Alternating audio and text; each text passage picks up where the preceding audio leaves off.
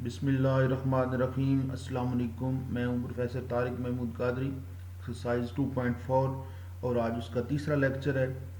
आज के लेक्चर में हम जो है क्वेश्चन नंबर 3 और 4 सॉल्व करेंगे। तो चलते हैं आज के लेक्चर की तरफ। क्वेश्चन नंबर 3 में कहता है कि find D Y by D X if X is equal to theta plus 1/थीटा and Y is equal to theta plus 1। अब यहाँ हमारे पास देखिए तो तीन वेरिएबल हैं, एक्स, वाई और थीटा, यानी एक्स फंक्शन है थीटा का और वाई भी फंक्शन है थीटा का, और हमने डेरिवेटिव फाइंड करना है वाई का विद रिस्पेक्ट टू एक्स। तो इस तरह की सिचुएशन में जब हमारे पास एक तीसरा वेरिएबल भी इन्वॉल्व हो जाए तो फिर हम जो चीज़ यहाँ अप्लाई करते हैं वो कहलाता है चेन रूल। ठीक है जी। अब चेन रूल क्या होता है, आपको चाहिए D Y by D X, जबकि y जो है वो in the form of theta है और x भी in the form of theta है। तो आप क्या करेंगे, आप पहले डेरिवेटिव फाइंड करेंगे dy बाय dt, ठीक है जी, और फिर करेंगे dt बाय dx, यानी क्या, सॉरी यहाँ पे थीटा है तो थीटा के हिसाब से चलेंगे। यानी क्या होगा कि आप y का डेरिवेटिव लेंगे विद रिस्पेक्ट टू थीटा और x का भी डेरिवेटिव लेंगे विद रिस्पेक्ट टू थीटा, जबकि x वाला जो है फिर उसका कर देंगे reciprocal to D theta by D X हो जाएगा। इस तरह अगर यहाँ थीटा के बजाय हमारे पास तीसरा वेरिएबल t होगा तो फिर आप कहेंगे D Y by D X is equal to D Y over D T into D T by D X, यानी जो भी तीसरा वेरिएबल होगा वो यहाँ पे इन्वॉल्व हो जाएगा। ये हमारा चेन रूल कहलाता है। तो अब चलते हैं इसके सोल्यूशन की तरफ। तो सबसे पहले हम फाइंड करते हैं जी D Y by D theta, यानी D by D theta, derivative ले रहे हैं विद रिस्पेक्ट टू थीटा। ठीक है जी। तो क्या आ जाएगा हमारे पास, थीटा का derivative with respect to theta 1, यानी ये उसी तरह ही है जिस तरह आप डी बाई डी एक्स और यहाँ एक्स और एक्स का डेरिवेटिव ले रहे हो, वेरिएबल सेम हो तो 1 हो जाता है, और 1 कांस्टेंट है उसका आ जाएगा 0, तो ये हमारे पास आ जाएगा 1। दूसरा हमारे पास जो फंक्शन है वो x है, तो अब हम फाइंड करते हैं D X by D theta, तो ये आ जाएगा D by D theta, theta plus 1/थीटा।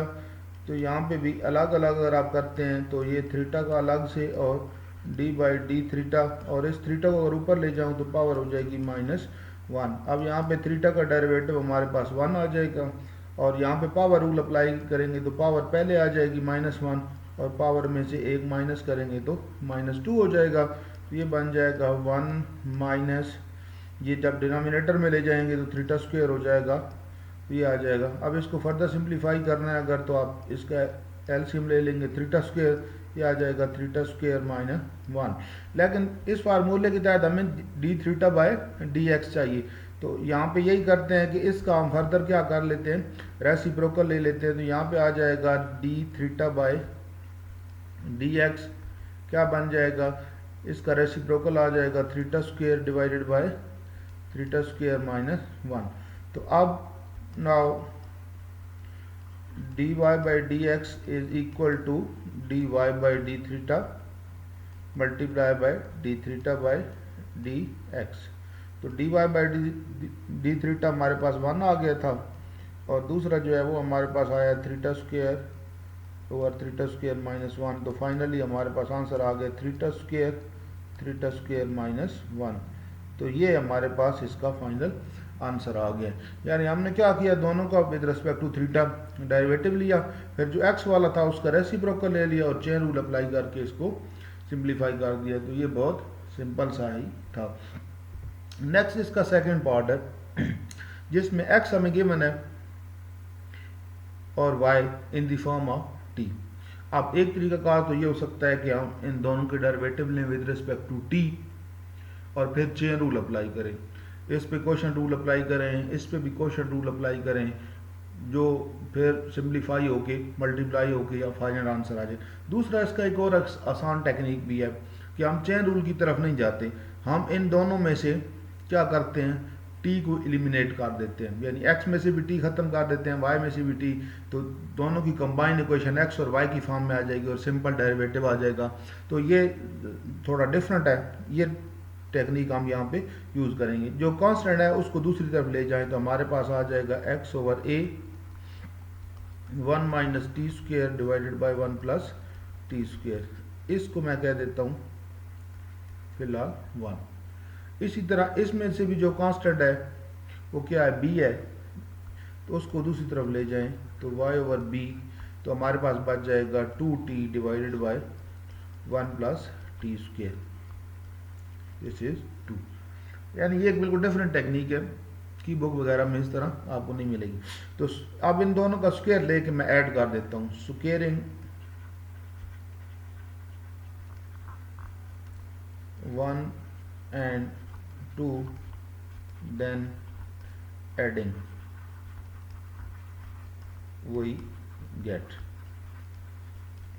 Square लेंगे तो लेफ्ट साइड का स्क्वायर आएगा, जब इधर स्क्वायर करेंगे तो X square over A square, right side पे भी आ जाएगा, दूसरी का आ जाएगा Y square B square. Left side आपस में ऐड हो गई स्क्वायर लेने के बाद, और जो राइट साइड है उसमें भी हमारे पास आ जाएगा इसका अलग से स्क्वायर ले लेते हैं ऊपर का, और प्लस इसका स्क्वायर ले लेते हैं 2t square divided by 1 plus T square का स्क्वायर।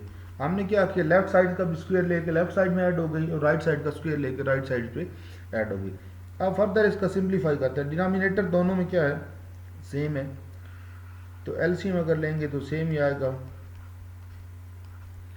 तो ये आ जाएगा as it is 1 minus T square का स्क्वायर, और ये आ जाएगा 2t का स्क्वायर। अब ऊपर वाले को अगर हम ओपन करें a minus B whole square का फार्मूला लगा के, तो a square plus B square minus 2ab ये बन जाएगा हमारे पास,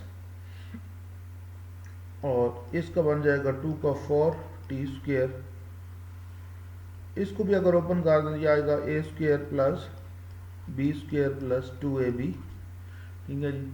अब फर्दर इसको सिंप्लीफाई अगर करें तो ये आएगा 1 स्क्वायर t4, ये 4 है और ये माइनस 2 है, तो ये आ जाएगा plus 2t square divided by 1 plus t4 plus 2t square. अब ये दोनों एक जैसे कैंसिल होकर हमारे पास क्या आ गया, 1 आ गया।